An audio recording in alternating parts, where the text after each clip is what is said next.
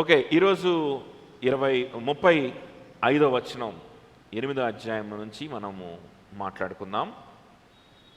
పోయిన వారం 34, who is to condemn?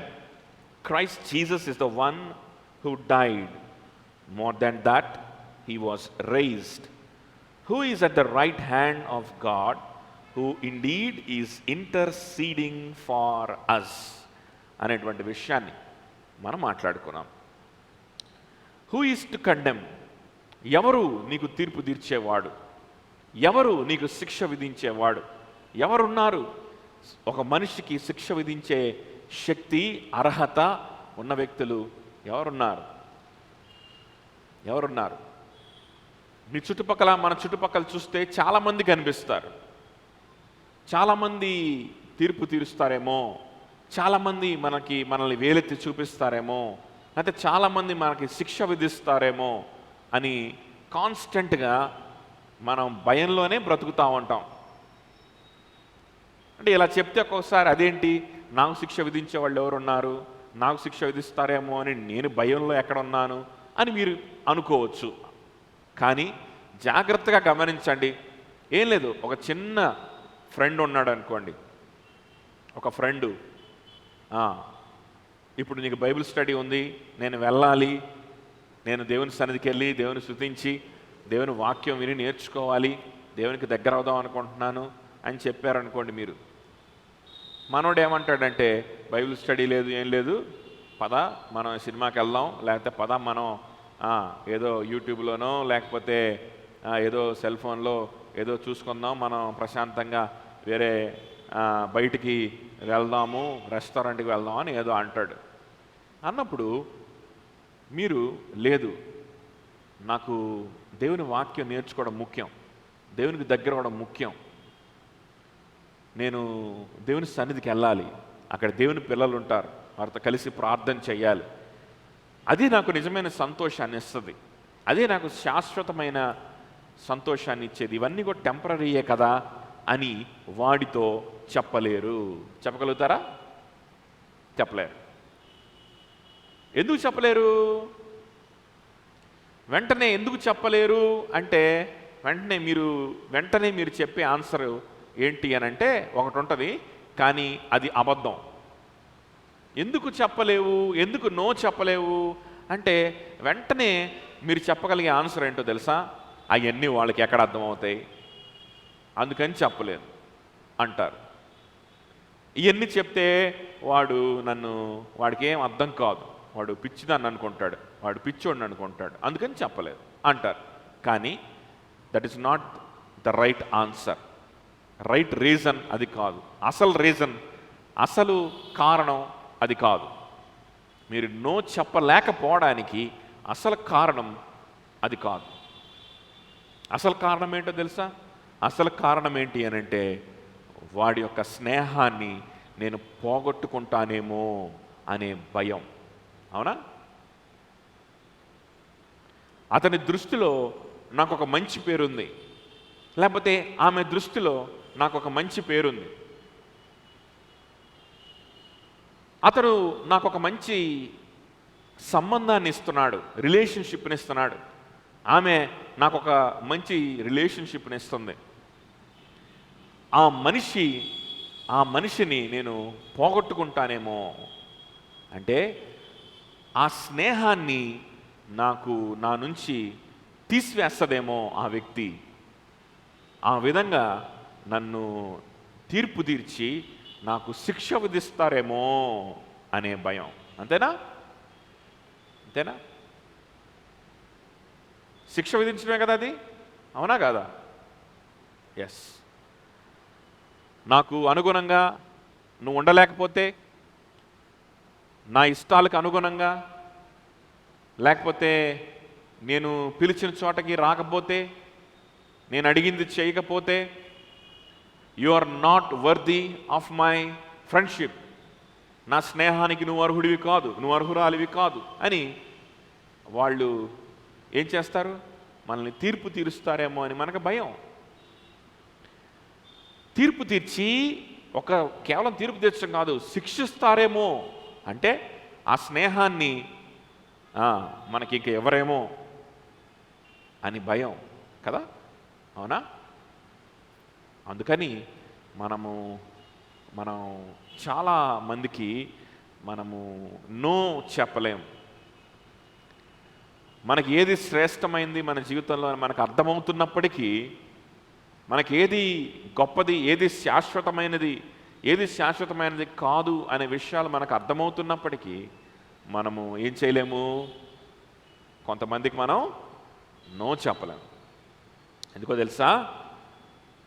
మన జీవితంలో అనేక మంది శిక్ష విధించేవారున్నారు, కండెమ్ చేసేవారున్నారు. అదే పదాన్ని ఇక్కడ వాడుతూ ఉన్నాడు. Who is to condemn? శిక్ష విధించువాడు ఎవడు? శిక్ష విధించడానికి ఎవడు అర్హుడు? నీకు శిక్ష విధించడానికి ఎవరు అర్హుడు?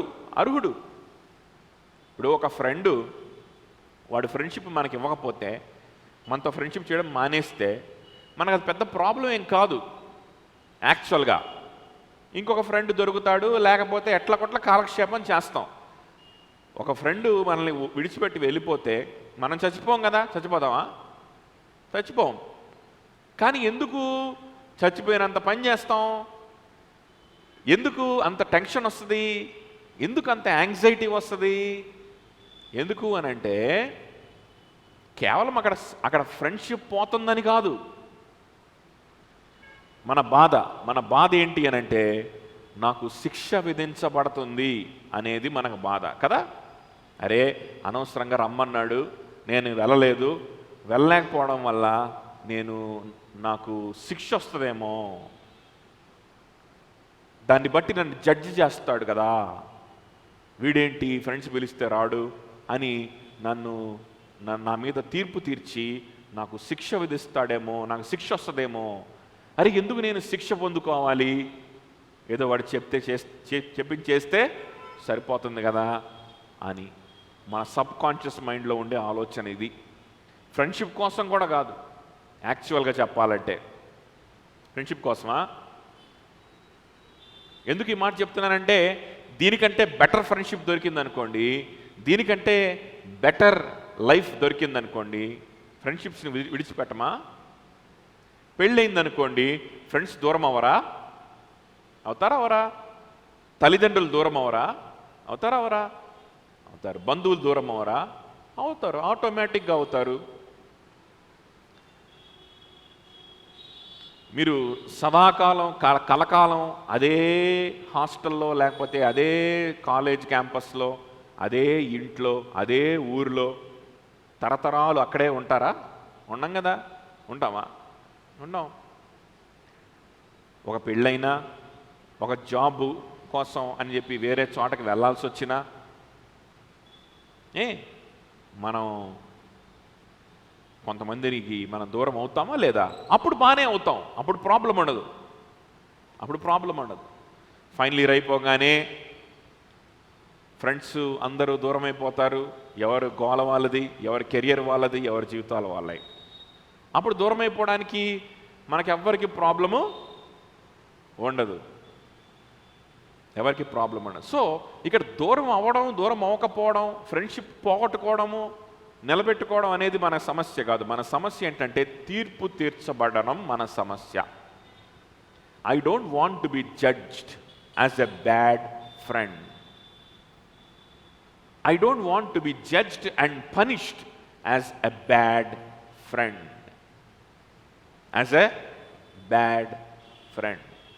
ఫేస్బుక్లో ఒక ఫ్రెండ్ రిక్వెస్ట్ని యాక్సెప్ట్ చేస్తాము. ఆ ఫ్రెండ్ రిక్వెస్ట్ యాక్సెప్ట్ చేసిన రోజు నుంచి కూడా ఒక్క పోస్టు మనం లైక్ చేయము, లేకపోతే ఒక్క పోస్ట్ మనం చూడము ఆ వ్యక్తిది. ఒక్క రోజు కూడా మెసేజ్ కూడా రాదు, మనం కూడా పంపించము. ఎలాంటి కమ్యూనికేషన్ ఉండదు, జస్ట్ ఫ్రెండ్ రిక్వెస్ట్ యాక్సెప్ట్ చేసాం. కానీ ఒకరోజు ఏమైందంటే సడన్గా ఆ వ్యక్తి కానీ మనం కానీ అన్ఫ్రెండ్ చేసామనుకోండి, అది మనకు తెలిసిందనుకోండి, అప్పుడు వెంటనే వెలుగుద్ది అనమాట. అదేంటి, ఎందుకు అన్ఫ్రెండ్ చేశాడు, నన్ను ఎందుకు బ్లాక్ చేశాడు? అప్పుడు అర్థం. మరి చేయనంతకాలం ఏదో తెగ మాట్లాడుకొని తెగ ఫ్రెండ్షిప్ చేసుకొని మీరేమన్నా అంత కమ్యూనికేషన్లో ఉన్నారా అంటే ఏమీ ఉండదు. సో ఇక్కడ మన ప్రాబ్లం ఏంటి? ఫ్రెండ్షిప్ కూడా కాదు, మన ప్రాబ్లం ఏంటి? మన తల్లిదండ్రులతో ఉన్నటువంటి రిలేషన్షిప్ కాదు మన ప్రాబ్లం. మన ప్రాబ్లం ఏంటి? మన బంధువులతో ఉన్న రిలేషన్షిప్ కాదు మన ప్రాబ్లం. మనం అనుకుంటాం అట్లాగా, అయ్యో తల్లిదండ్రులు కదా, అయ్యో స్నేహితులు కదా, వాళ్ళు చెప్పినట్టు చెయ్యాలి కదా, అమ్మో రిలేటివ్స్ బంధువులు కదా, వాళ్ళు చెప్పినట్టు చెయ్యాలి, నేను వారి సంబంధానికి విలువిస్తున్నాను, వాళ్ళ రిలేషన్షిప్కి విలువిస్తున్నాను, వాళ్ళతో ఉన్నటువంటి సంబంధానికి నేను విలువిస్తున్నానని మనం ఫీల్ అవుతాం. మన ఉత్తి ఫీలింగ్, అది ఉత్తి ఫీలింగే. ఈ తల్లిని తండ్రిని ప్రాణంగా ప్రేమించేవాడు రేపొద్దున పెళ్ళేవంగానే వాళ్ళు ఎక్కడున్నారో ఏం చేస్తున్నారో ఏం పట్టించుకోడు. ఈ బంధువులు మిత్రులు నాకు ప్రాణంతో సమానం, వారిని నేను ఎట్టి పరిస్థితుల్లో కోల్పోకూడదు అనుకునేటువంటి పిల్ల రేపొద్దున పెళ్ళవంగానే వాళ్ళ గురించి ఆలోచన కూడా ఉండదు. జరుగుద్దా జరగదా? వాస్తవా కాదా? వాస్తవమే. అప్పుడు మనకి నిజంగా రిలేషన్షిప్ గురించేనా మనం ఆలోచించేది? రిలేషన్షిప్స్ గురించేనా? కాదు. అంటే ఒక ఎగ్జాంపుల్ చెప్తున్నా రిలేషన్షిప్ గురించి. ఒక ఎగ్జాంపుల్, మనం ఆలోచించేది రిలేషన్షిప్స్ గురించి కాదు. మన ప్రాబ్లం ఏంటి అని అంటే, we are afraid that we might be judged. మనం తీర్పు తీర్చబడి మనకు శిక్ష విధించబడతదేమో అనే భయం, ఇది ప్రతి మనుషులకి ఉంటుంది. యేసుక్రీస్తుని మీ సొంత రక్షకుడిగా, యేసుక్రీస్తు సిలువలో నా కోసం మరణించాడు, నా పాపాల నిమిత్తం ఆయన శిక్షను అనుభవించాడు అని నమ్మి విశ్వసించి, ఆయన నా కోసం తన యవ్వన రక్తాన్ని అర్పించి తన జీవితాన్ని ధారపోశాడు, నాకు రావాల్సిన భయంకరమైన నరక యాతనని ఆ సిలువలో ఆయన భరించాడు. నా కోసమే అది జరిగింది. నన్ను విమోచించడం కోసం, నన్ను క్షమించడం కోసం, నాకు ఆ శిక్ష నా మీదకి రాకుండా ఉండడం కోసమే దేవుడు చేశాడు అని గనక మీరు విశ్వసించిన వారైతే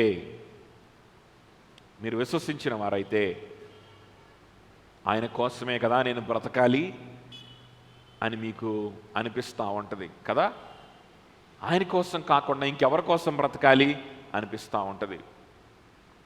అలా అనిపించినప్పుడు అవును నిజమే, నా కోసం ప్రాణం పెట్టిన వాడి కోసం బ్రతకకుండా, తరతరాలు ఆయనతో నన్ను ఉంచుకోవాలని ఇష్టపడుతున్న ఆయన కోసం బ్రతకకుండా, ఏదో తాత్కాలికంగా నాకు ఒక మంచి ఫీలింగ్ని కలుగు చేసి, తాత్కాలికంగా నాకేదో డబ్బులు ఇచ్చి, తాత్కాలికంగా నాకేదో సహాయం చేసిన వారి కోసం నా జీవితాన్ని నేను ఎందుకు దారపోయాలి? నా జీవితాన్ని నేను ఎందుకు భయంలో వారికి ఆ విధంగా బందీ అయిపోయి నేను ఉండాలి అని మనకు అనిపించినప్పుడు, యేసుక్రీస్తు కోసం బ్రతుకుతాను, ఆయన కోసమే నా టైంని స్పెండ్ చేస్తాను, ఆయన కోసమే నా ఎనర్జీని స్పెండ్ చేస్తాను, ఆయన కోసమే నా ఇంటెలిజెన్స్ని వాడతాను, ఆయన కోసమే నేను శ్రమిస్తాను. ఆయన బిడ్డలు ఎక్కడుంటారో ఎత్తుక్కొని అలాంటి ఒక గుంపు నాకు దొరికితే ఆ గుంపులో నేను రెగ్యులర్గా ఉంటాను. దాన్ని స్థానిక సంఘం అంటారు, లోకల్ చర్చ్ అంటారు. అలాంటి ఫెలోషిప్లో నేను ఉంటాను. ఆయన గురించి ఇంకా ఆయన గ్రంథంలో ఉన్న విషయాలు, సత్యాలు నేను తెలుసుకొని నేర్చుకుంటాను, ఆ టీచింగ్లో నేను ఉంటాను అని నిర్ణయం తీసుకొని ముందుకు వెళ్ళాలని ఇష్టపడి ఒక్క అడుగు అట్లా ముందుకు వేస్తామా, వేయంగానే ఏమైందంటే ఈ భయాలు, ఇందాక నేను చెప్పినట్ల ఆ భయాలు రకరకాల రిలేషన్షిప్స్ ద్వారా కావచ్చు, రకరకాల మనుషుల రూపంలో కావచ్చు, డబ్బు రూపంలో కావచ్చు, కొన్ని రెస్పాన్సిబిలిటీస్ రూపంలో కావచ్చు, కొన్ని ఇబ్బందులు ఇరుకుల రూపంలో కావచ్చు, మనల్ని ఆపేస్తాయి.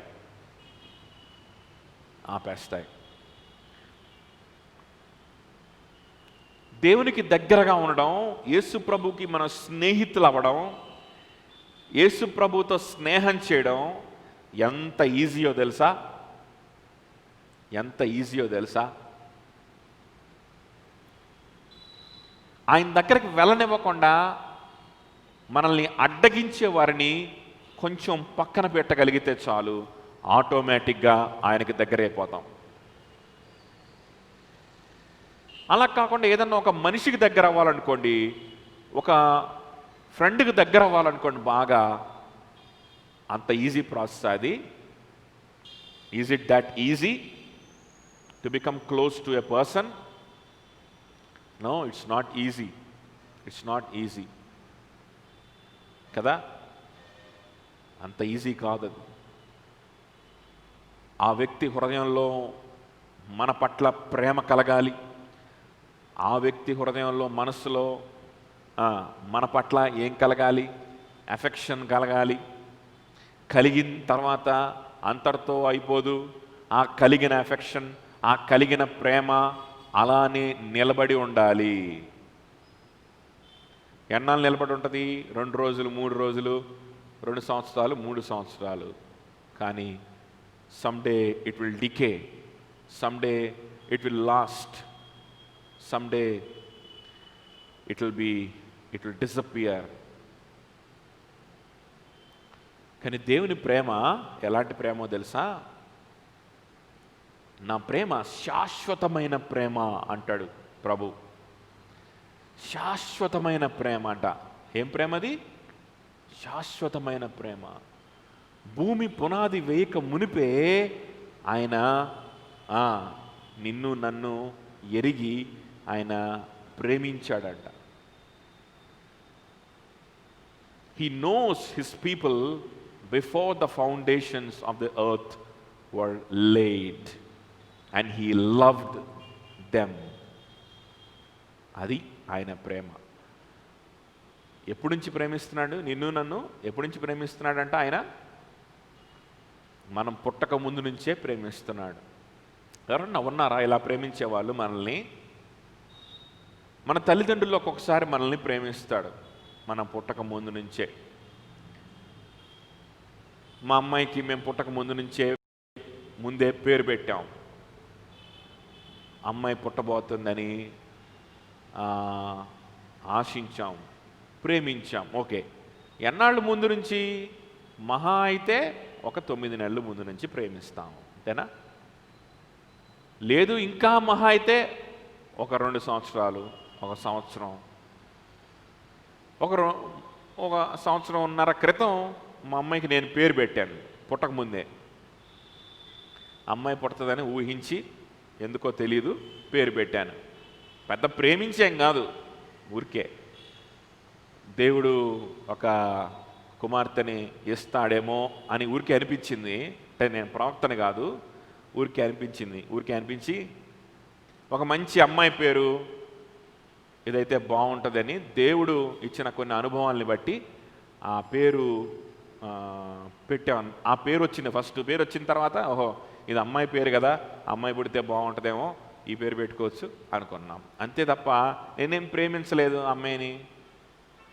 పుట్టిన తర్వాత ప్రేమించాం, లేకపోతే ఇంకా పుట్టబోయే ఒక 2-3 నెలల ముందు నుంచి ప్రేమించాం. ప్రభువు దేవుడు తన పిల్లల్ని, తన ప్రజల్ని ఎప్పటి నుంచి ప్రేమిస్తున్నాడు తెలుసా?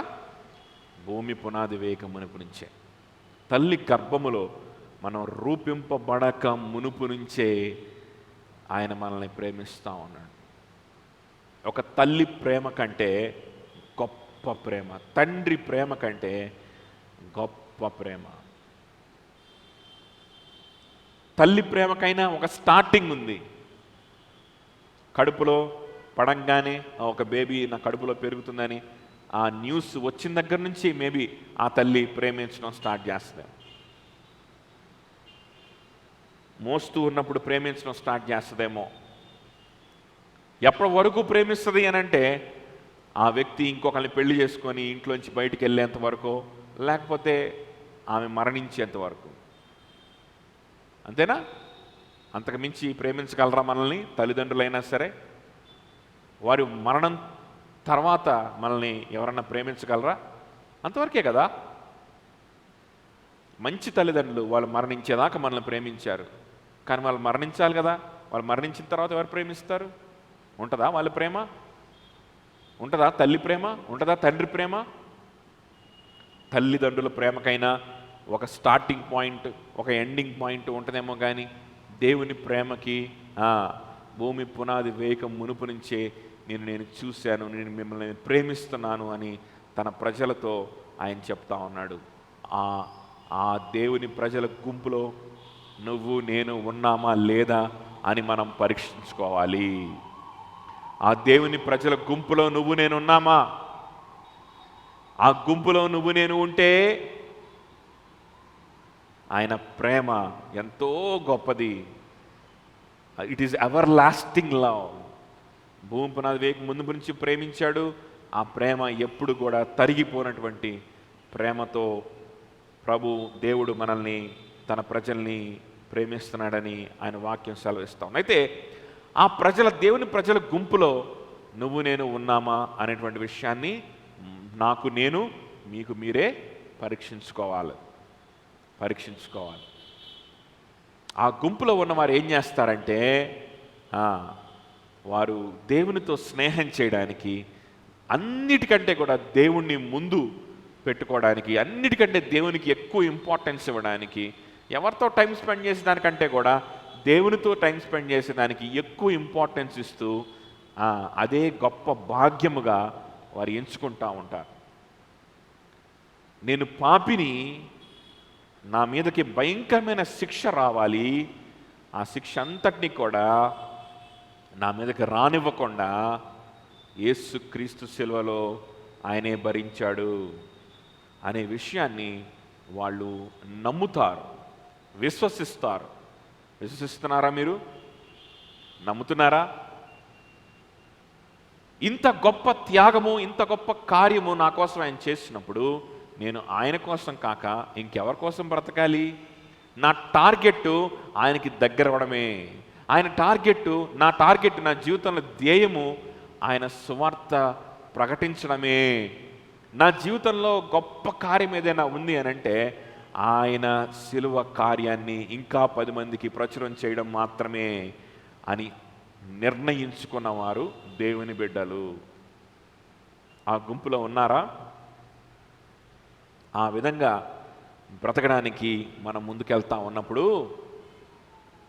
అమ్మో అలా బ్రతకాలని నాకు కూడా ఆశ ఉంది, నాకు కూడా అలాంటి ఆశ ఉంది బ్రదర్, కానీ అలా నిర్ణయం తీసుకుంటే అలాంటి జీవితాన్ని నేను జీవించగలనా అనే ప్రశ్న వస్తుంది కదా. నాకు ఆశ ఉంది, కానీ అలాంటి నిర్ణయాలు తీసుకుంటే, అలాంటి జీవితాన్ని జీవించడానికి నేను ప్రిపేర్ అయితే, కెన్ ఐ డూ ఇట్? నేను చేయగలనా? నేను నిలబడగలనా? అది సాధ్యమేనా? ప్రశ్న. దానికి ఆన్సర్ ఏంటో తెలుసా? సాధ్యము కాదు. అది ఎంత పెద్ద పైనుంచి ఊడిపడినోడికైనా సరే సాధ్యం కాదు. మన బలహీనతలు మనల్ని వెనక్కి లాగుతూనే ఉంటాయి, డిస్కరేజ్ చేస్తూనే ఉంటాయి. లోకములో ఉన్న మనుషులు మనల్ని వెనక్కి లాగుతూనే ఉంటారు. వారు వెనక్కి లాగుతున్నారని చెప్పి ఇది అసాధ్యమని మనం విడిచిపెట్టేద్దామా?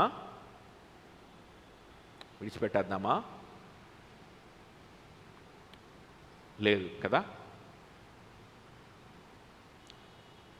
ఇది అసాధ్యమని, ఇప్పుడు మనకి ఓ మెడిసిన్ సీటో బీటెక్ సీటో వచ్చిందనుకోండి, మీ ఊర్లో ఎవడో ఉంటాడు, 10th క్లాస్ ఫెయిల్ అయినవాడు ఉంటాడు. వాడు చదువు అబ్బక అక్కడ ఇక్కడ గోళీలు ఆడుకుంటూ వాడు ఏంటంటే ప్రశాంతంగా వాడు లైఫ్ని గడిపేస్తూ ఉంటాడు. నాకు మెడిసిన్ సీట్ వచ్చింది, బీటెక్ సీట్ వచ్చిందని లేకపోతే నేను యూనివర్సిటీకి వెళ్ళి డిగ్రీ చదువుతానని, నేను యూనివర్సిటీకి వెళ్ళి ఏదైనా కోర్స్ చేస్తానని మీరు చెప్పారనుకోండి, అప్పుడు మీ ఊర్లో వాడు వెంటనే మీ దగ్గరకు వచ్చి, అరే నీకు ఏమన్నా పిచ్చా, కాలేజీకి వెళ్ళడం అంటే ఎంత కష్టం అనుకున్నావు, అక్కడ చాలామంది ఉంటారు, అక్కడ ర్యాగింగ్ చేస్తారు, అక్కడ ప్రొఫెసర్స్ ఉంటారు, వాళ్ళు తిడతారు, వాళ్ళు చాలా కఠినంగా ఉంటారు, చాలా కష్టం కాలేజీలో చదవడం అంటే. ఎలాబాగా ప్రశాంతంగా ఉంది, మనలాగా చక్కగా మనం ఏదో పని చేసుకొని బతికేద్దాం అన్నాడు అనుకోండి, ఆగిపోతారా? ఆగిపోతారా? ఆగిపోం కదా. డబ్బులు లేకపోయినా సరే, అప్పు చేసైనా సరే మనం వెళ్ళి చదువుకోవడానికి ఇష్టపడుతూ ఉంటాం. మన జీవితాన్ని కంప్లీట్గా మార్చుకోవడానికి ఇష్టపడుతూ ఉంటాం. అప్పుడు దాకా ఇంట్లో ఉండేవాళ్ళం, హాస్టల్లో ఉంటాం. అప్పుడు దాకా సొంత ఊరిలో ఉండేవాళ్ళం. ఇప్పుడు ఊరికెళ్ళి అక్కడ మనం స్టే చేస్తూ ఉంటాం. అప్పుడు దాకా బంధువులతోటి, చుట్టుపక్కల ఇంటి పక్కన నైబర్స్ తోటి మనం ఆడుకుంటూ చక్కగా వాళ్ళతోటి సాంగత్యం చేస్తూ ఉండేవాళ్ళం. కాస్త టోటల్గా స్ట్రేంజర్స్ మధ్యలోకి మనం వెళ్ళి ఉండడానికి, వాళ్ళతో ఒక 4 ఏళ్ళు 3 ఏళ్ళు 5 ఏళ్ళు కలిసి ఉండడానికి, మన జీవితాన్ని ఒక్కసారిగా మార్చేసుకోవడానికి ఇష్టపడుతున్నామా లేదా? అలాంటిది యేసుక్రీస్తుకి మీ జీవితాన్ని ఇస్తే ఒక 5 ఏళ్ల వరకు, ఒక 10 ఏళ్ల వరకు మీకు మంచి ఫ్యూచర్ ఉంటుందని కాదు, కానీ నిత్యత్వం వరకు, there is no end, there is no time, నిత్యత్వం వరకు ఆయనతో స్నేహం చేసి ఆయన కోసం బ్రతికేవారిగా, ఆయన ఇచ్చినటువంటి మిషన్స్లో మనం ఉండేవారిగా, ఆయన ఇచ్చినటువంటి పనుల్లో మనం ఉండేవారిగా, ఆయన కింద మనం బ్రతికేవారిగా, ఆయన గొప్ప రాజు అయితే ఆ గొప్ప రాజు కింద ఉన్న ప్రజలుగా, సైనికులుగా మనం ఉంటాం. యేసుక్రీస్తుకి మీ జీవితాన్ని ఇస్తే. ఎవడో వచ్చి యేసుక్రీస్తుకి మీ జీవితాన్ని ఇస్తే నీ వల్ల కాదు, అది చాలా కఠినమైన జీవితం, అది చాలా కఠినంగా ఉంటుంది, అలా ఉంటుంది, ఇలా ఉంటుంది అని చెప్తే మనం ఆగిపోతామా? అప్పుడు దాకా తెలుగు మీడియంలో చదువుకున్నాడు, మెడిసిన్ సీటో ఇంజనీరింగ్ సీట్ వస్తే ఇంగ్లీష్ మీడియం చదవడానికి వెళ్తాడు. యూనివర్సిటీకి వెళ్తాడా? వెళ్తాడు. వాడికి అది అసాధ్యమా? సాధ్యమా? అసాధ్యమే. It really impossible to him. నా ఫ్రెండ్స్ చాలామంది ఉన్నారు తెలుగు మీడియంలో నుంచి వచ్చిన వాళ్ళు చదువుకున్నారు, డాక్టర్స్ అయ్యారు. చదువుతావా లేదా? అరే నీకు ఇంగ్లీష్ అక్షరం ఒక సరిగ్గా రాదు, నువ్వు ఇంగ్లీష్కి వెళ్ళి పెద్ద పెద్ద పుస్తకాలు, ఇంగ్లీష్ పుస్తకాలు ఎలా చదువుతావు అని అంటే వాడు ఆగిపోతాడా? లేదే. అక్కడ నీకు నేర్పించే వాళ్ళు ఎవరో తెలియదు, నీకు దగ్గరుండి నిన్ను ఆదరించి నీకు సపోర్ట్ ఇచ్చి ఎమోషనల్గా, సైకలాజికల్గా నీకు సపోర్ట్ ఇచ్చేవాడు ఉంటాడో ఉండడో, నీకు కనీసం సరిగ్గా పాఠాలు చెప్పేవాడు ఉంటాడో ఉండడో కూడా నీకు తెలీదు. కానీ వెళ్ళడానికి ఇష్టపడతాం. కానీ మన ప్రభు నేను మీకు తోడై ఉన్నాను అంటున్నాడు. లోకములో మీకు శ్రమ కలుగును, కానీ భయపడకండి, నేను లోకమును జయించి ఉన్నాను అంటున్నాడు. ఏమంటున్నాడు? నేను లోకమును జయించి ఉన్నాను. చూడండి, యోహాను సువార్త 16:33 తొందరగా తీయండి. యోహాను సువార్త 16:33 మనం చూసినట్లయితే అక్కడ చెప్తా ఉంటాడు, these things I have spoken to you so that in me you may have piece. In the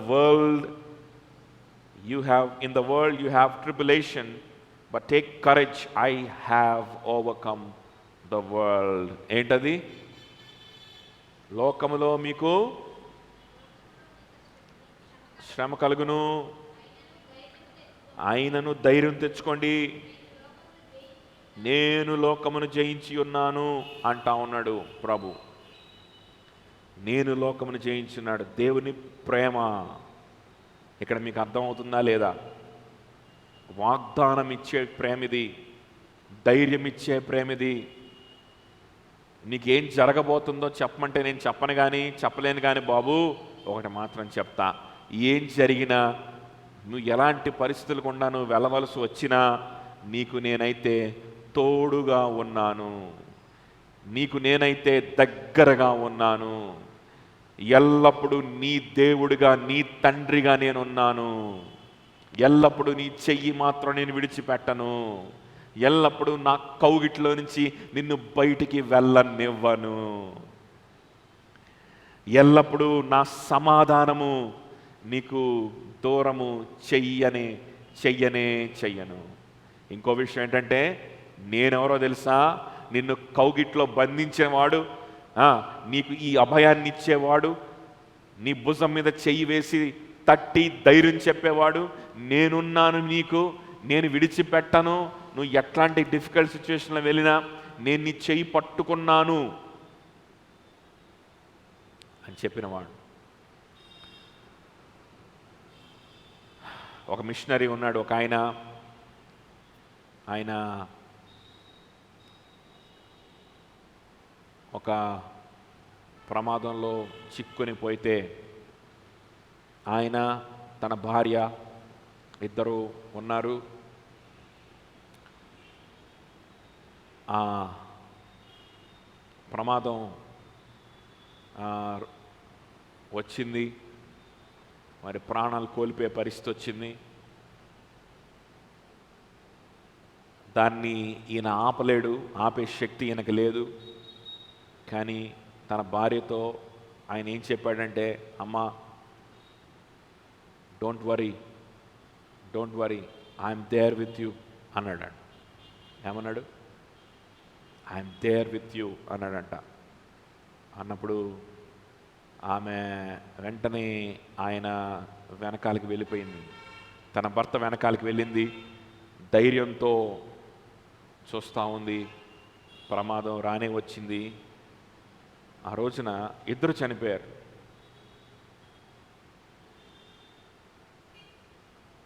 నన్ను కాపాడతాడో లేడో అని గ్యారంటీ లేని ఒక మనిషి చెప్పిన మాటని బట్టి తన భార్య ధైర్యం తెచ్చుకుందంట. తన భర్త తనని కాపాడతాడో లేదో తన గ్యారంటీ ఉందా? గ్యారంటీ లేదు.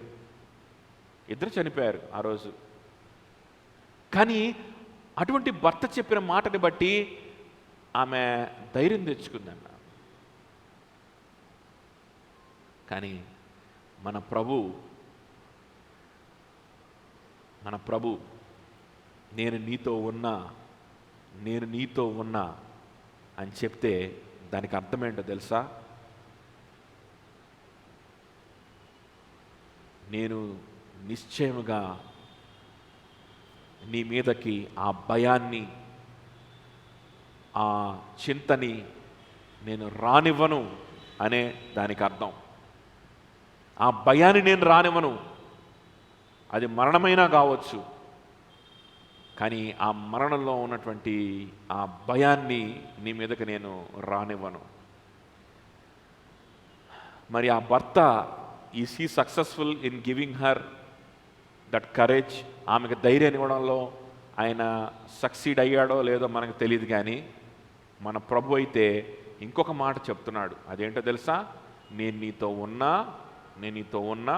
ఇంకొకటి, ఏదో మామూలుగా నన్ను ధైర్యపరచడానికి, సైకలాజికల్గా నన్ను సాటిస్ఫై చేయడానికి, సైకలాజికల్గా నన్ను స్టెబిలైజ్ చేయడానికి దేవుడు చెప్తున్నాడేమో ఈ మాటలు అని తన శిష్యులు అనుకుంటారేమో అని ఇంకొక మాట యాడ్ చేస్తున్నాడు. అదేంటది? I have overcome the world. నేను లోకాన్ని ఏం చేశాను? జయించాను. నేను లోకాన్ని జయించాను. మహా అయితే నీకేమవుద్ది? మహా అయితే నీకేం వస్తుంది? మరణం వస్తుంది. మహా అయితే ఏమొస్తుంది? మరణం వస్తుంది. కానీ ఆ మరణం గుండా నేను వెళ్ళి దాన్ని సహించి నేను ఆ మరణాన్ని జయించాను. నేను సక్సెస్ఫుల్గా ఆ మరణం గుండా నేను వెళ్ళాను. నువ్వు వెళ్ళేలాగా నేను చేయలేనా?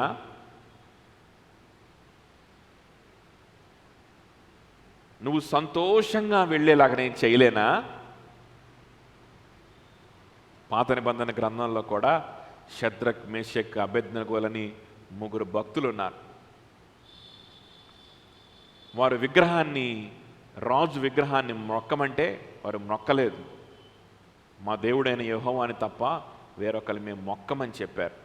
చెప్తే దానికి శిక్ష ఏంటో తెలుసా? మండుచున్నటువంటి కొలిమిలో వారిని వెయ్యాలి. అలా వేస్తామని చెప్పినప్పుడు వారు ఒక మాట అన్నారు, మీరు వెయ్యండి, మా దేవుడు లోకాన్ని జయించిన దేవుడు కనుక మమ్మల్ని రక్షించగలడు, మమ్మల్ని రక్షించగలిగిన సమర్థుడు. ఇంకొక మాట కూడా అన్నారు, అదేంటో తెలుసా? ఆ అగ్నిలో నుండి మమ్మల్ని ఆయన రక్షించకపోయినా సరే మేము విగ్రహానికి మ్రొక్కం. ఇంకో తెలుసా? మా దేవునికి ఆ అగ్నిలో నుంచి రక్షించడం మాత్రమే కాదు, ఆ అగ్నిలో సంతోషంగా ఎలా కాలిపోవాలో కూడా ఆయన మాకు నేర్పించగలడు. మమ్మల్ని రక్షించడం మాత్రమే కాదు ఆయన చేయగలిగింది, ఆయన ఇంకోటి కూడా చేయగలడు. అదేంటో తెలుసా? ఆ మరణాన్ని ఒకవేళ మేము మరణమైపోవాల్సి వస్తే, ఒకవేళ మేము కాలి బూడిదైపోవాల్సి వస్తే సంతోషంగా మేము కాలిపోయేలాగా, ఆ కాలిపోతున్నప్పుడు కూడా, ఆ దహనమైపోతున్నప్పుడు కూడా మేము సంతోషించేలాగా చేయడానికి కూడా ఆయనకొచ్చు. అట్లెట్లా చేస్తాడు? అట్లా చేయగలడా దేవుడు? చేయగలని రుజువేంటి అని అంటే ఆయన చెప్పిన రుజువు. అదేంటో తెలుసా? అదేంటంటే నేను ఆ మరణాన్ని జయించాను అన్నాడు. నేను ఆ లోకాన్ని జయించాను, ఆ మరణాన్ని జయించాను, నేను ఆ లోకంలో ఉన్నటువంటి ప్రతి శ్రమని నేను జయించాను. నాకు తెలుసు ఆ బాధ ఏంటో, నాకు తెలుసు ఆ అవమానం ఏంటో, నాకు తెలుసు ఆ నిందేంటో. ఒకవేళ మనుషుల దగ్గర నుంచి నిందలు వస్తాయని నువ్వు భయపడి దేవునికి దూరం అవుతున్నావేమో. ప్రభు అంటున్నాడు, ఆ నిందేంటో నాకు తెలుసు. ఒకవేళ పేదరికం వస్తుందేమో, అయ్యో నాకంటూ ఒక స్టేటస్ ఉండాలి, నాకంటూ ఒక రేంజ్ ఉండాలి, లేకపోతే చుట్టుపక్కల నా బంధువులు వాళ్ళందరూ జడ్జి చేస్తారు, కాబట్టి దానికోసమే, ఆ డబ్బు సంపాదన కోసమే, ఆ స్టేటస్ సంపాదన కోసమే నా జీవితాన్ని అర్పించాలి అని ఒకవేళ నువ్వు అనుకుంటున్నావేమో. ప్రభు ఏమంటున్నాడు తెలుసా? మనమేం పేదరికంలోకి వెళ్ళిపోము, కానీ ఒక రేంజ్ లేకపోతే మనల్ని ఏమన్నా అనుకుంటారేమో అని భయం మనకి. ప్రభు ఏమంటున్నాడు తెలుసా? ఈరోజు నువ్వు స్టేటస్ లేకపోతే ఏమైపోతానో అని భయపడుతున్నావు, కానీ నేను పశువుల పాకలో పుట్టాను. నాకు స్టేటస్ లేకపోతే ఎట్లా? నెక్స్ట్ క్రిస్మస్ కల్లా నాకు ఒక గొప్ప స్టేటస్ ఉండాలా, నెక్స్ట్ క్రిస్మస్ కల్లా నేను ఒక గొప్ప ఏమి ఉండాలి, నాకు ఒక మంచి ఏదన్నా ఒక ఉద్యోగమో, లేకపోతే ఒక సీటో, లేకపోతే ఏదో ఒకటి సాధిస్తే ఆ క్రిస్మస్ అప్పుడు నేను మంచి వస్త్రాలు వేసుకొని సంతోషంగా అందరి ముందు నేను సక్సెస్ అయ్యానని చెప్పుకొని I will enjoy that Christmas అని నువ్వు నేను అనుకుంటా ఉన్నప్పుడు ప్రభు ఏమంటున్నాడు తెలుసా? ఆ క్రిస్మస్ ఫంక్షన్లో, లేకపోతే రేపొద్దున మళ్ళా పలానా ఫంక్షన్ ఉంది, ఆ ఫంక్షన్లో బంధువులందరూ వస్తారు. బంధువులందరూ వచ్చి వాళ్ళేం అడుగుతారు? ఏమ్మా ఏం సాధించావు అని అడుగుతారు. ఏమ్మా సీట్ వచ్చిందా అని అడుగుతారు. ఏమ్మా ఉద్యోగం వచ్చిందా అని అడుగుతారు. ఏమ్మా ఎంత సంపాదిస్తున్నావు, నీ శాలరీ ఎంత అని అడుగుతారు. అప్పుడు వారి ముందు దర్జాగా మంచి వస్త్రాలు వేసుకొని నేను కనిపించకపోతే వాళ్ళు నన్ను ఏం చేస్తారు? తీర్పు తీర్చి శిక్ష విధిస్తారు.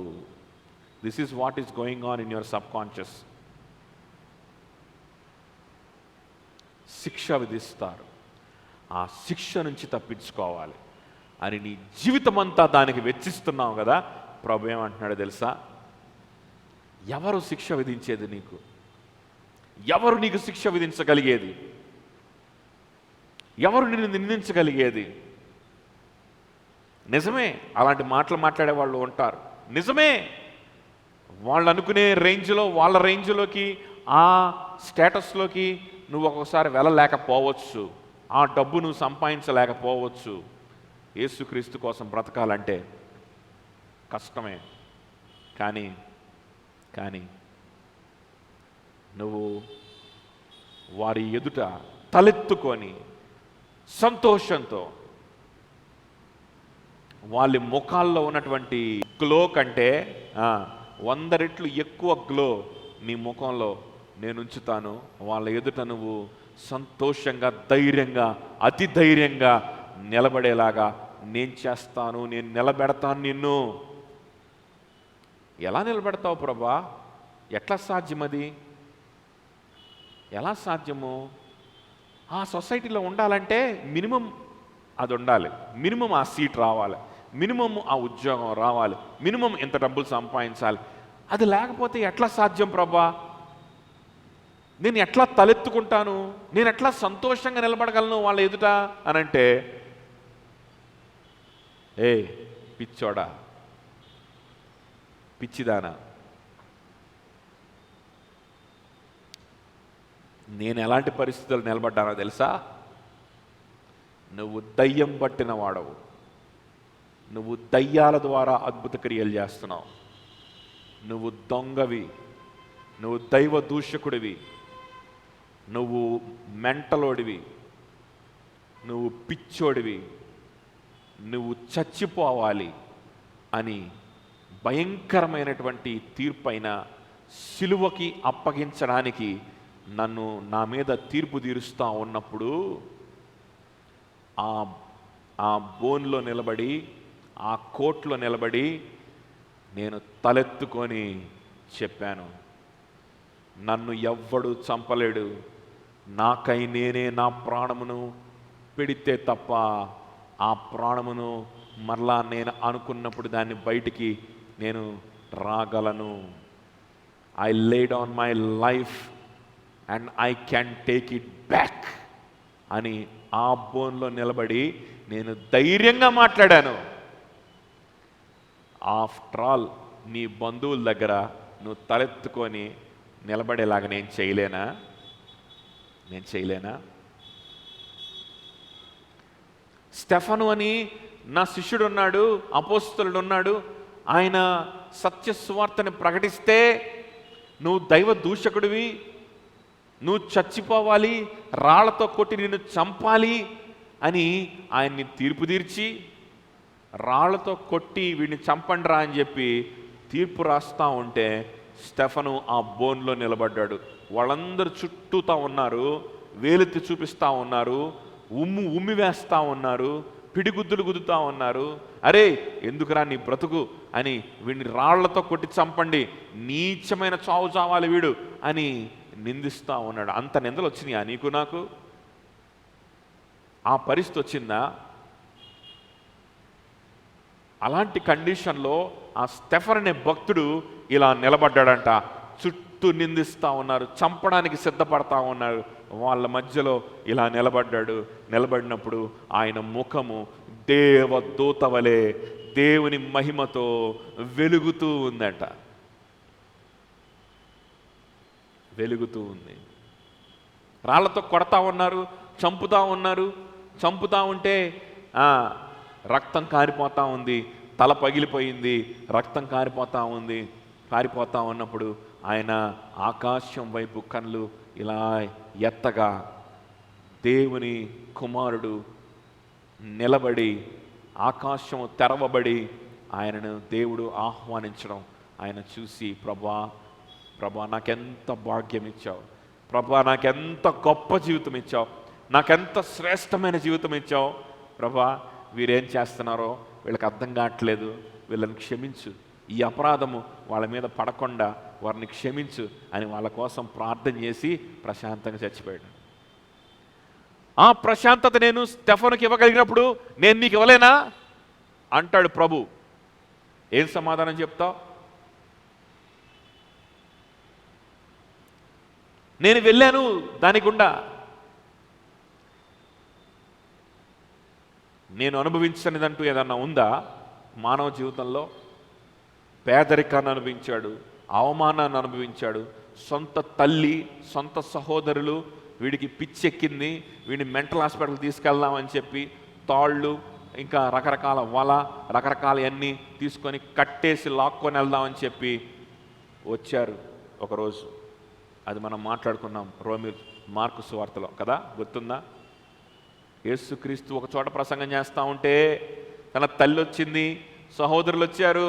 ఎందుకు వచ్చారా అనంటే ఆయనని బంధించి తీసుకెళ్దామని. ఎందుకంటే ఎవరో చెప్పారు తన తల్లికి, మీ అబ్బాయికి పిచ్చి పట్టింది, మీ అబ్బాయిని తీసుకెళ్ళిపో, మీ అబ్బాయికి పిచ్చి పట్టిందని చెప్తే ఆమె నమ్మేసి వచ్చేసింది తాళ్ళు గట్రా తీసుకొని.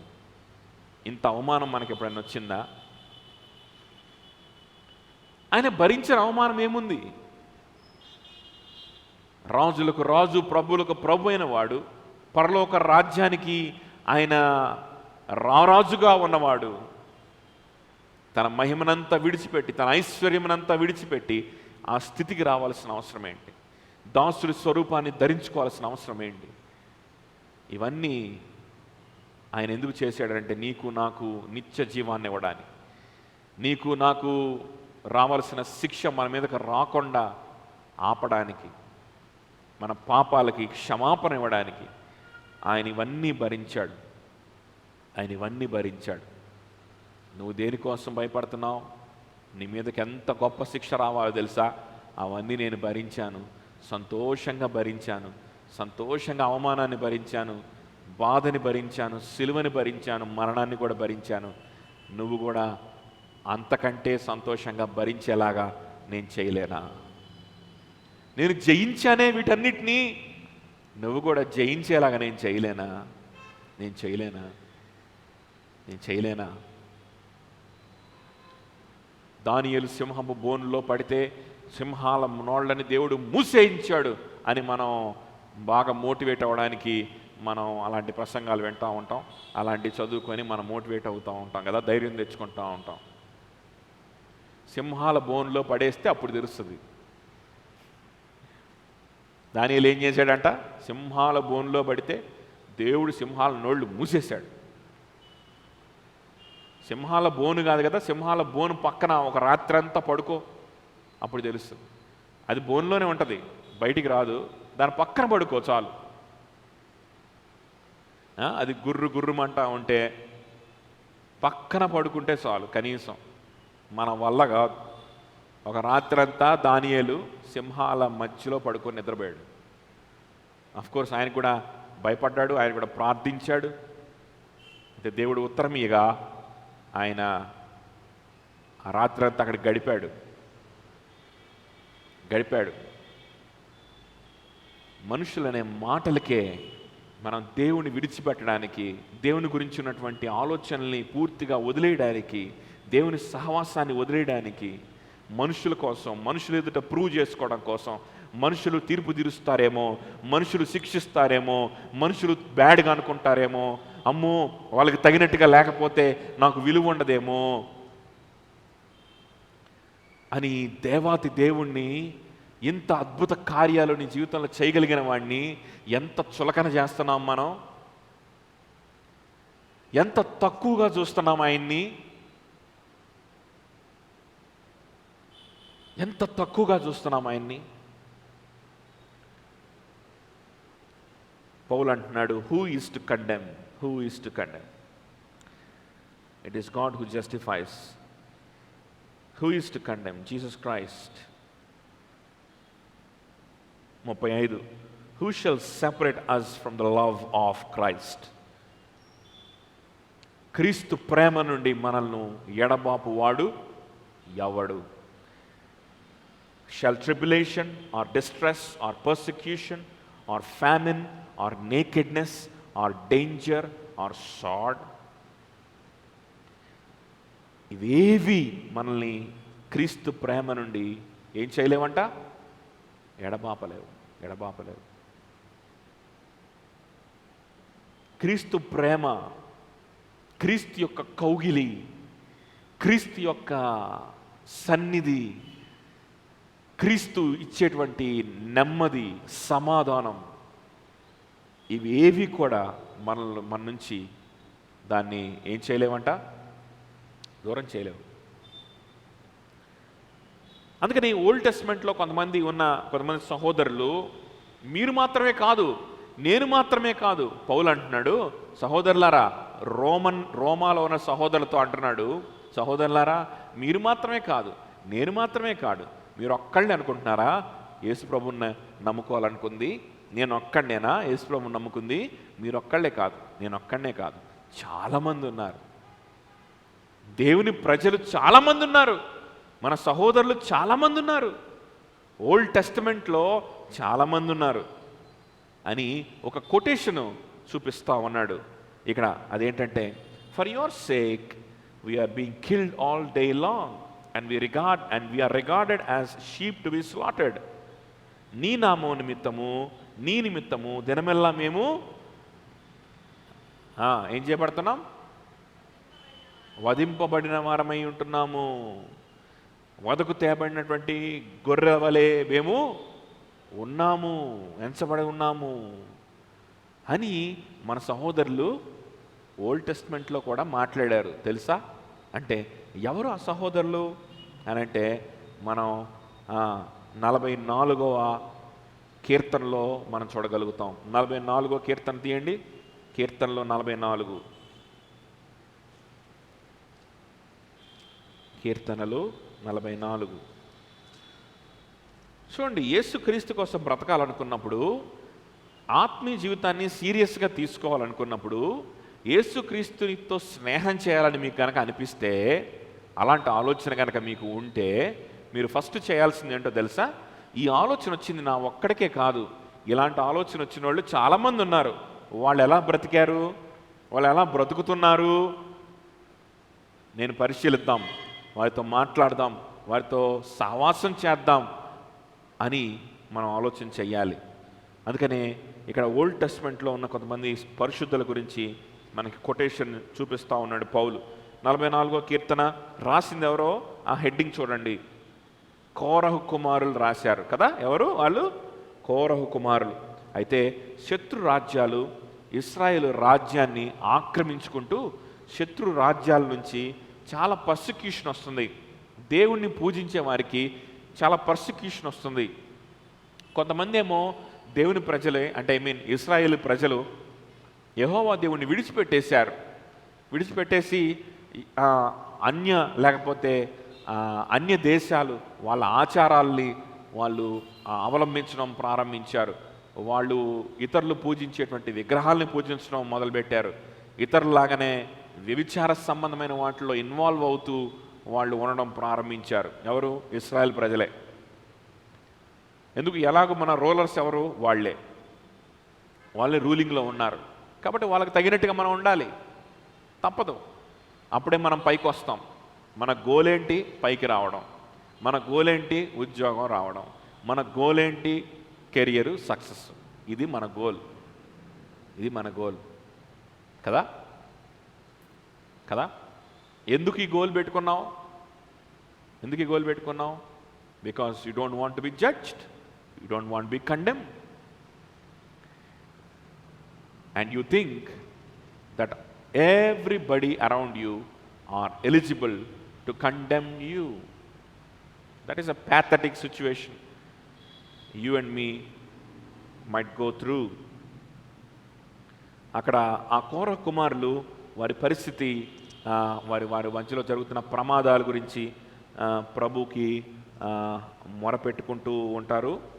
మొరపెట్టుకొని వారు ఆఖరిగా వారు ప్రభు సహాయం కోసం వేడుకుంటూ ఉంటారు.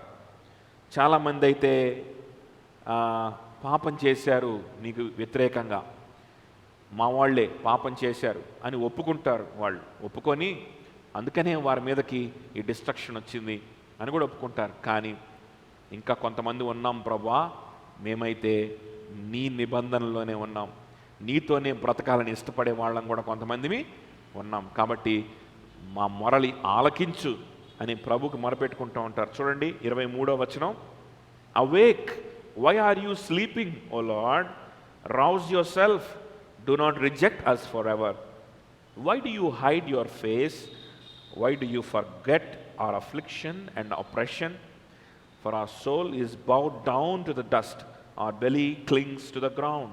Rise up, come to our help, redeem us for the sake of your steadfast what? Love. For the sake of your steadfast love. తెలుగులో లాస్ట్ వచనం గట్టిగా. మా సహాయముకు లెమ్ము,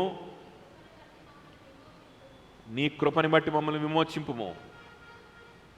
అంతేనా? నీ కృపని బట్టి అనుంది తెలుగులో. ఇంగ్లీష్లో అయితే దాన్ని ఒరిజినల్ ట్రాన్స్లేషన్లో నీ ప్రేమని బట్టి, నీ ఆప్యాయతని బట్టి, ఎడతెగక మా పట్ల నువ్వు చూపించేటువంటి నీ ప్రేమ ఉంది కదా. భూమి పునాది వేయక ముందు నుంచే ప్రేమిస్తున్నావు, శాశ్వతంగా నిన్ను ప్రేమిస్తూనే ఉంటానని చెప్పావు. ఆ ప్రేమని బట్టి ఏం చేయమంటున్నాడు? మా సహాయమునకు లెమ్ము అని వాళ్ళు అడుగుతా ఉన్నారు. అయితే కోర కుమారులు అడుగుతా ఉన్నది ఫిజికల్ హెల్ప్ కోసం. శత్రులు వచ్చారు, వాళ్ళ దగ్గర నుంచి సహాయం చేయమని వాళ్ళు అడుగుతూ ఉన్నారు. ఆ సహాయాన్ని దేవుడు చేయగలడు, కానీ దానికంటే గొప్ప సహాయాన్ని చేయగలడు అని కొత్త నిబంధనలో పౌలు మనకు చెప్తా ఉన్నాడు. సేమ్ వాళ్ళు అడిగినట్లే ఆ సామ్లోనే ఈ కొటేషన్ ఉంటుంది. ఏ కొటేషను? వదకు తేబడిన గొర్రెపిల్లల వల్ల మేము ఎంచబడి ఉన్నాము అనేటువంటి కొటేషన్. అంటే మాకు శ్రమ వస్తుంది, మా మీదకి మా డిస్ట్రక్షన్ తీసుకొస్తున్నారు, మమ్మల్ని హింసిస్తున్నారు అనే కొటేషన్ ఉంది కదా. ఇది ఆ సామ్లోనే మనకు ఉంటుంది. సరే, ఆ సామ్ పక్కన పెట్టేస్తే కోర కుమారులు ఏ విధంగా వేడుకుంటా ఉన్నారు చూడండి. దేవునితో ఎలా వేడుకుంటున్నారో. ప్రభువా, నువ్వేమన్నా నిద్రపోతున్నావా అంటే దాని అర్థం ఏంటంటే ఏదో ఫ్రస్ట్రేషన్లో దేవుణ్ణి నిందిస్తూ, దేవుణ్ణి దూషిస్తూ నిద్రపోతున్నావా అని చెప్పి దేవుణ్ణి తిడుతూ చేసినటువంటి ప్రార్థన కాదు అది. జాగ్రత్త గమనించాలి. దాని అర్థం ఏంటి అని అంటే, హీబ్రూలో కూడా మనం చూసినప్పుడు దాని అర్థం ఏంటి అని అంటే, ప్రభువా నువ్వు నిద్రపోను అని వాగ్దానం చేసిన వాడివి కదా, నువ్వు ఎలా నిద్రపోతావు అని అర్థం వస్తుంది అక్కడ. ఏమర్థం వస్తుంది? How can you sleep? We know that you cannot sleep. How can you forget us? We know that you cannot forget us. నీవు నిద్రపోవు అని మాకు తెలుసు, అందుకే ప్రార్థన చేస్తున్నాం. మమ్మల్ని నువ్వు విడిచిపెట్టవు అని మాకు తెలుసు కాబట్టి ప్రార్థన చేస్తున్నాం. ఫ్రస్ట్రేషన్లో ఉండేవాళ్ళు ఇలా ప్రార్థనలు చేయరు. ఫ్రస్ట్రేషన్ బ్యాచ్ ఉంటారు కొంతమంది. Frustration batch. ఏం చేశాడు దేవుడు? నాకేం చేయలేదు, నాకు సీట్ ఇవ్వలేదు, మా కుటుంబంలో పేదరికంలో ఉన్నాం, నాకేం చేశాడు? నాకేం చేయలేదు. ఫ్రస్ట్రేషన్ బ్యాచ్ అన్నమాట. ఈ ఫ్రస్ట్రేషన్ బ్యాచ్ ఇలాంటి ప్రార్థన చేయరు. మనం ఇది ఫ్రస్ట్రేషన్ అనుకుంటున్నాం, ఇది ఫ్రస్ట్రేషన్ కాదు, ఇది విశ్వాసం ఉంది కాబట్టి దేవుని సన్నిధిలో కూర్చొని వారి పరిస్థితి అంతా దేవునికి చెప్పుకొని, వారు ప్రభా నువ్వు నిద్రపోవు కదా, నువ్వు విడిచిపెట్టవు కదా, సహాయం చేయి ప్రభా, నువ్వు ప్రేమిస్తున్నావు కదా, నీ ప్రేమను బట్టి సహాయం చేయి ప్రభా అని అడుగుతున్నారు. ఫ్రస్ట్రేషన్ బ్యాచ్ ఇలాగ అడగరు. వాళ్ళు ఏం చేస్తారంటే గమ్మున ఉంటారు, ముచ్చు మొహాలు వేసుకొని. వాళ్ళు ప్రార్థన చేయరు. ప్రార్థన చేశాను చేసుకున్నానుగా, సహాయం చేయి చూద్దాం ఫస్ట్, చేసిన తర్వాత అలా ఉంటుంది ఫ్రస్ట్రేషన్ బ్యాచ్. అవిశ్వాసులు ఫెయిత్లెస్ బ్యాచ్. ఇది faithless batch. No one can help them. ఎవరు సహాయం చేయలేరు అటువంటి వాళ్ళకి ఎవ్వరు సహాయం చేయలేరు. ఒకవేళ నీకు భయం అనిపిస్తే, ఒకవేళ ప్రభు నన్ను మర్చిపోయాడా అనిపిస్తే, అది కూడా దేవుని సన్నిధిలోకి వెళ్ళి చెప్పు. ప్రభా నువ్వు నన్ను మర్చిపోయావా? మర్చిపోవే. ప్రభా నువ్వు నిద్రపోతున్నావా? నువ్వు నిద్రపోవే. నాకెందుకు అలా అనిపిస్తుంది? నువ్వు నిద్రపోవే. నువ్వు నన్ను మర్చిపోయేమో అనిపిస్తుంది, కానీ నువ్వు ఎప్పుడు మర్చిపోవే. అది కూడా చెప్పు వెళ్ళి దేవుని సన్నిధిలో. నాకు అలా అనిపించినప్పటికీ, నాకు ఆ భయం వచ్చినప్పటికీ నువ్వైతే నన్ను శాశ్వతమైన ప్రేమతో ప్రేమిస్తున్నావు. ఆ ప్రేమ నుంచి నన్ను ఎవ్వడు ఎడబాపలేడు. ఆ ప్రేమ నుంచి నన్ను ఏది కూడా దూరం చేయలేదు. కాబట్టి నా సహాయానికి లెమ్ము. నీ ప్రేమని బట్టి, నీ కౌగిట్లోనే మేము ఉన్నాం కదా, ఆ ప్రేమని బట్టి మాకు సహాయం చేయి అని కౌరవ కుమారులు అడుగుతా ఉన్నారు. వాళ్ళైతే ఆ యుద్ధం గురించో, ఆ శత్రువుల గురించో, వాళ్ళ వాళ్ళ వాళ్ళ వాళ్ళ వైపు నుంచి వచ్చేటువంటి ప్రాణ భయం గురించి కౌరవ కుమారులు అడుగుతున్నారు. కానీ పౌలైతే దానికంటే గొప్ప సహాయం గురించి మాట్లాడుతున్నాడు. చూడండి 37. No, in all these things we are more than conquerors through him who loved us. వీటన్నిటిలో కూడా మనల్ని ప్రేమించిన వాడిని బట్టి మేమందరం కూడా మేము అత్యధికమైన విజయాన్ని సాధించిన వారం. we are more than conquerors through him who loved us. 38.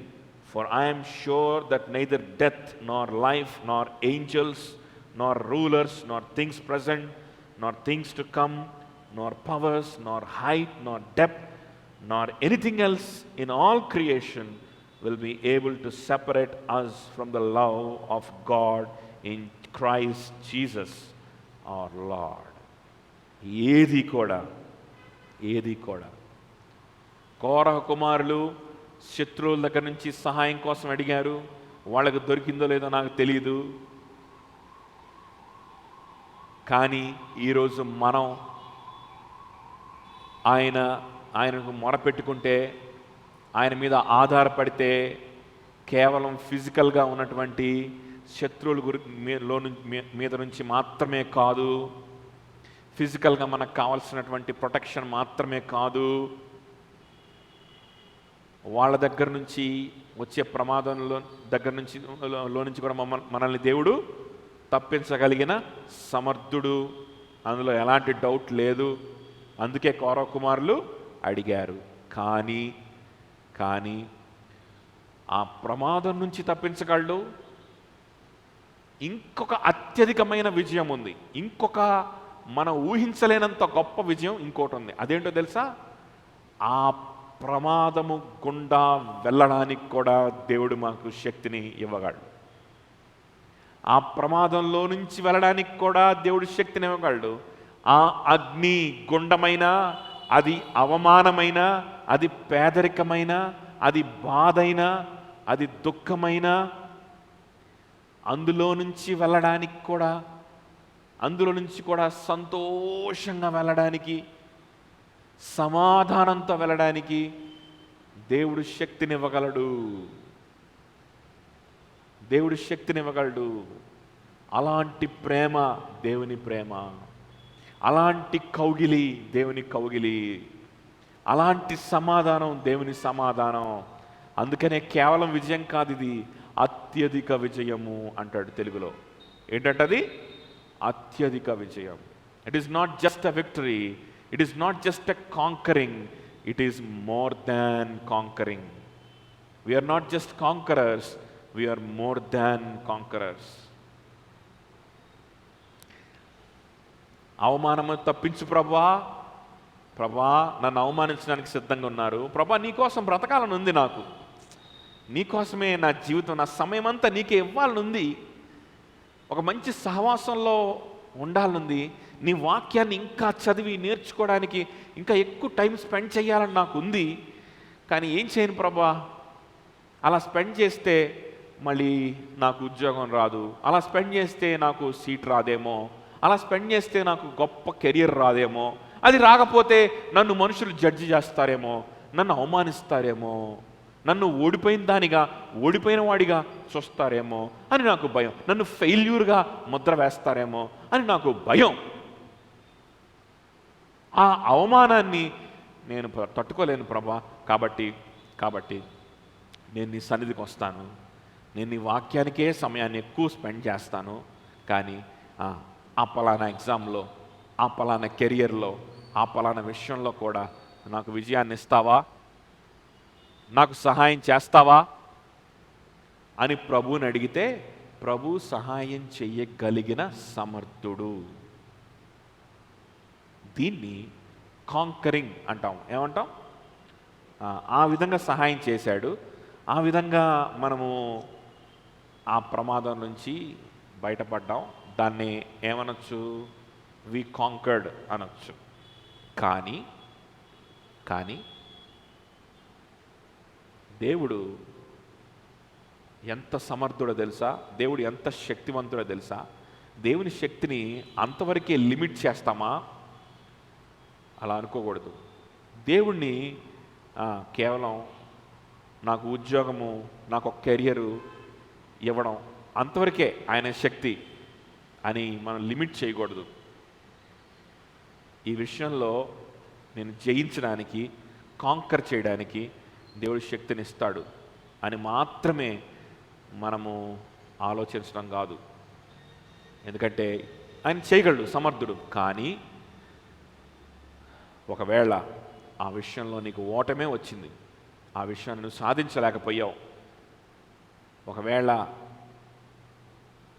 అనుకున్నట్టుగానే మనుషులు నిందించడం ప్రారంభించారు, అనుకున్నట్టుగానే మనుషులు తీర్పు తీర్చడం, శిక్ష విధించడం స్టార్ట్ చేసినా కూడా వారి ఎదుట తలెత్తుకొని నిలబడి, సంతోషంతో నిలబడి, ఎవరైతే నిన్ను నిందించారో, ఎవరైతే నిన్ను ఫెయిల్యూర్ అన్నారో, ఎవరైతే నిన్ను అవమానించారో వాళ్ళే నీ దగ్గరకు వచ్చి, అమ్మా మా కోసం ప్రార్థన చేస్తావా? నీ జీవితంలో ఉన్నటువంటి సమాధానం మా జీవితాల్లో లేదే, నీ కుటుంబంలో ఉన్న సమాధానము, శాంతి, సంతోషము, దేవుని ప్రేమ మా జీవితాల్లో లేదే, మా కుటుంబాల్లో లేదే, నీ ముఖంలో ఉన్నటువంటి కాంతి మా ముఖాల్లో లేదే, మాకు డబ్బుంది, కెరియర్ ఉంది, సక్సెస్ ఉంది, స్టేటస్ ఉంది, నీలో ఉన్న సంతోషం నా బ్రతుకులో లేదు, నీలో ఉన్న తృప్తి నా బ్రతుకులో లేదు, నా కోసం ప్రార్థన చేయవా? నిందిస్తారు, అయ్యో ఏంటి ఇట్లానే ఉన్నావా, సంపాదించలేకపోయావా, అయ్యో అరే అని చెప్పి ఏదో షో చేస్తారు, బాగానే ఉంది, ఇంటికి వెళ్ళాక మెసేజ్ చేస్తారు, ప్లీజ్ ప్రే ఫర్ మీ. ఎందుకు?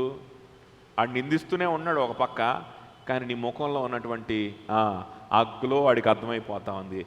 ఏదో ఈ పిల్లని నేను నిందిస్తున్నా కానీ, ఈ పిల్లని నేనేదో తక్కువ చూపు చూస్తున్నా కానీ నాకేడుంది ఆ పిల్లకున్న సంతోషము, ఆ సమాధానము, ఆ సంతోషము నాకెక్కడున్నాయి, నా కుటుంబంలో ఎక్కడున్నాయి? వాడికి అర్థమైపోతానే ఉంటుంది.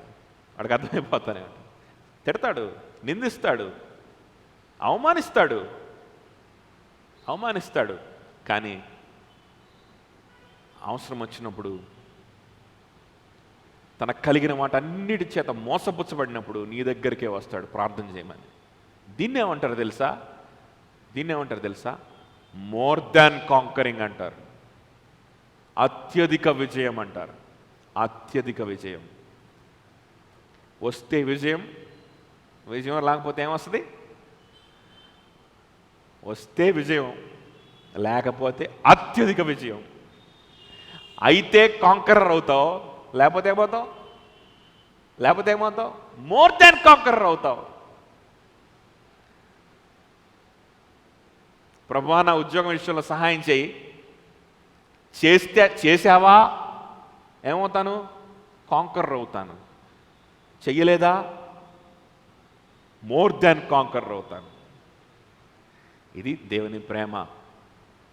అందుకనే పౌలు అంటున్నాడు, అది శ్రమైన, ఖడ్గమైన, దేవదూతలైన, అది సైతానైనా, లేకపోతే ఏ అంధకార శక్తి అయినా, ఎలాంటి పరిస్థితి అయినా, ఈవెన్ మరణమైనా సరే దేవుని ప్రేమ నుండి మనల్ని దూరము చేయలేదు.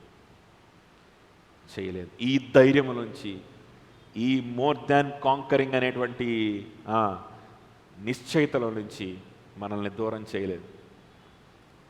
నీకు అది మరణమైనా సరే నిన్ను నిందించి, శిక్షించి, నేను మరణానికి నీకు మరణం సంభవించినా సరే, మరణించే సమయంలో కూడా ధైర్యముతో ఆకాశ వాక్యలు విప్పబడ్డం చూస్తావు. ప్రభు నిన్ను ఆహ్వానించడం చూస్తావు. ఇక్కడ కళ్ళు మూస్తావు, ప్రభు సన్నిధిలో ప్రభు ముఖాన్ని చూస్తూ కళ్ళు తెరుస్తావు. నిత్యత్వంలో ప్రభువుతో నువ్వు ఉంటావు. Nothing can separate us from the love of God. ఈ ప్రేమ మనకి ఏ మనిషి ఇవ్వలేని ప్రేమ, శాశ్వతమైన ప్రేమ. అందుని బట్టి ప్రభువుని మనం స్తుతిస్తూ, ఆయనలో సంతోషిస్తూ, ఆయనలో ఇంకా మనం బలపడాలని, ఆయన గురించి ఇంకా నేర్చుకోవాలని ఇష్టపడదాం.